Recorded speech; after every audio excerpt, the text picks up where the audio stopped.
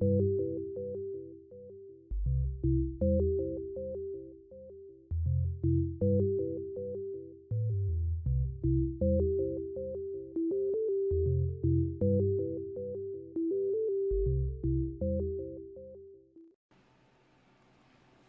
we're going to show you the results of the test.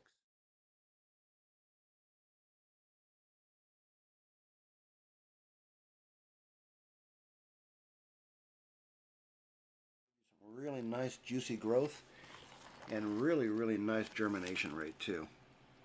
Those are not transplants, they actually grew that close together because there were so many in that popped from seeds. Now with the core, it's actually a thinner layer, a fat finger in there. Got really nice juicy growth from the straight core, so cactus and core will absolutely work well together.